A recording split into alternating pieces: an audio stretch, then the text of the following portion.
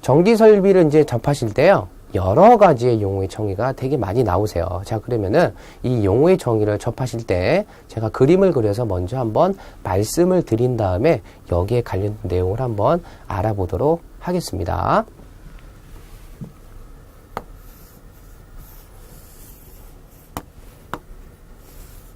자, 이렇게 해서 제가 그냥 우리나라 지도를 한번 그려봤어요. 예. 자, 그러면은 전기를 한번 저희가 받아보도록 해보죠. 자, 전기를 먼저 여기서 만들었다고 생각하신 다음에 이렇게 어떤 송전선을 통해서 데리고 오고 있습니다. 자, 중요한 게 뭐냐면 우리는 전기를 계속 쓰셔야 돼요. 자, 그래서 이제 다른 우리가 지지물을 이용해 가지고요, 이런 식으로 전기를 다시 공급을 해 주시겠죠.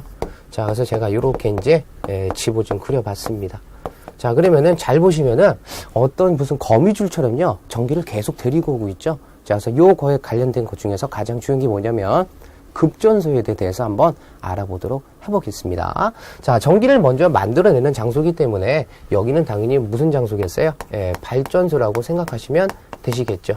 자, 발전소에서 전기를 데리고 왔기 때문에요, 여러 가지 이제 지진물을 통해서 데리고 계속 오셔야 돼요. 자, 그러면은 철탑으로 이루어져 있는 쪽을 우리는 뭐라고 얘기하냐면 송전선로라고 얘기를 합니다.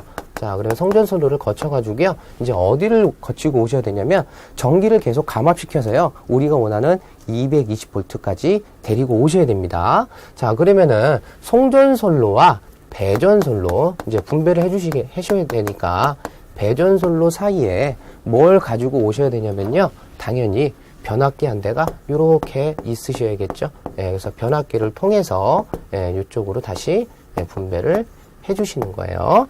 자, 그러면 여기 이제 변압기가 있는 부분이 뭐냐면 많이 들어보신 변전소가 되시는 거죠. 자, 그래서 배전선로를 통해서 이제 어디로 우리가 쓰고자 하는 수용가 쪽으로 전기를 데리고 오셨어요. 자, 그럼 중요한 게 뭐냐면 급전소가 뭐냐면 전력계통의 운영 및 지시를 조작을 하는 곳입니다. 자, 비행기를 한번 예를 들어 볼까요? 선생님, 비행기가 뜨고 내리려면 뭐가 필요합니까? 당연히 지휘통제소가 필요하겠죠. 우리 전기도 마찬가지입니다. 전력계통에 운행하는 지시를 좀 해가지고요, 야, 전기가 지금 모자라니까 발전소 다시 만들어. 아니면 어떻게 합니까? 야, 여기 지금 전기가 문제가 생겼으니까 여기 부분에 빨리 뭐 좀 해줘, 유지 보수 좀 해줘 라고 해서 요 사이에 뭐가 있냐면 급전소라고 하는 어떠한 장소가 다시 존재한다라고 생각하시면 되시겠죠. 자, 그래서 소자가 붙으면요, 사람이 근무해서 거의 다 뭐랍니까? 운영 지시를 해주신다라고 생각하시면 되십니다. 자, 그래서 급전소에 대한 이제 여러 가지 용어의 정의를 알아봤고요. 두 번째는 뭐냐면 이제 개폐소에 대해서 한번 알아볼게요. 자, 개폐소라는 말도 당연히 소가 붙으니까 누가 근무해야 되냐? 당연히 사람이 근무를 한다, 그 얘기죠. 자, 그러면 개로, 폐로, 당연히 여기서 개폐소는요, 요러한 의미 파악을 하실 수 있다, 그 얘기예요. 여기에 당연히 뭐가 있으셔야 된다? 차단기와 단로기 같은 기계 기구를 넣어서 우리 송전선로를 끊어버리거나 어떻게 합니까? 무슨 문제가 발생했을 때 거기서 개로도 하고 폐로도 하고 하는 장소라고 생각하시면 되시는 겁니다. 자, 그러면 관등회로라는 게 뭐냐면요, 자, 여기 되게 쉬운 말이에요. 무슨 말이냐? 용어의 정의를 잘 보시면요, 여기 안에 다 답이 있습니다. 관등회로를 잘 보시면 이 관이 뭐냐? 선생님, 관이라고 얘기하면 편안하게 한번 생각해 볼까요? 자, 물이 흐르면 우리 그걸 뭐라고 얘기합니까? 수도관이라고 얘기하겠죠. 자, 그러면은 관이라고 하는 건요, 가늘고 긴 걸 관이라고 얘기하고, 등은 우리나라 말로 뭐라고 그래요? 전등입니다. 전등. 자, 그러면 가늘고 긴 전등이 있는데 그게 회로로 구성되어 있다? 우리 그러면 가늘고 긴 전등이 어디 있을까요? 예, 바로 여기 있습니다. 지금 빛을 비춰주는 형광등이라고 생각하시면 되시는 거죠. 그럼 형광등을 한번 잘 생각해 보세요.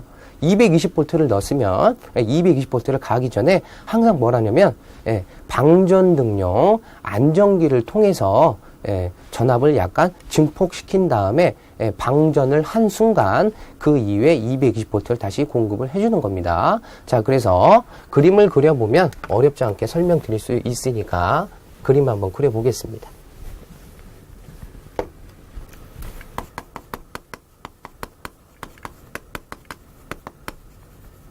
자, 그래서 제가 형광등을 한번 그려볼게요. 자, 요렇게 이제 형광등이 구성이 되어 있고요. 자, 여기에 이제 전극이 있다라고 한번 생각을 해보죠. 자, 요렇게 해서 이제 선생님들이 220V를 여기 공급을 해주고 있습니다.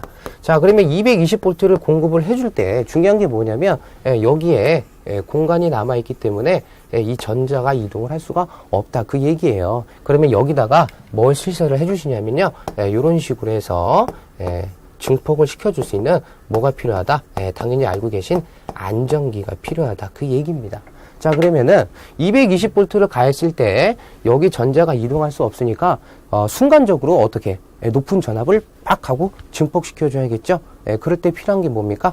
그때 관등회로가 그때 필요하다. 그 얘기예요. 그래서 관등회로를 잘 보시면 방전등용 안전기로부터 어디까지 방전을 시켜주는 광까지의 거리, 지금 뭐 분필을 칠하면 여기까지를 얘기를 한다. 그 얘기입니다. 그렇게 해서 항상 방전등용 안전기라는 말이 나오면 우리는 뭘 잡을 수 있습니까? 관등회로를 잡을 수 있다. 그래서 키포인트는 뭘 잡으면 됩니까? 형, 광 등을 잡으시면 된다. 그 얘기입니다. 자, 그리고 이제 네 번째 지중관로인데요. 당연히 지중관로니까 당연히 딱 밑에 있겠죠. 그게 또 뭐로 구성되어 있다? 관으로 구성되어 있더라라는 거죠. 자, 그러면은 여기 잘 보시면 지중관로에 지중이 있으면 다 지중이 있습니다. 지중. 그러니까 땅에 있는 가스관도 포함이 된다라는 거죠. 자, 그러면 기출문제를 잘 보시면요. 항상 어느 문제를 잘 건드리냐면 지중 강섬유 케이블이라는 말을 많이 빼놓고 맞는 것은 옳은 것은 하고 나오는 게 많습니다. 그래서 지중 강섬유 케이블이 들어가 있으면 지중관로라고 잡아주시면은 어렵지 않게 잡으실 수 있으실 거예요.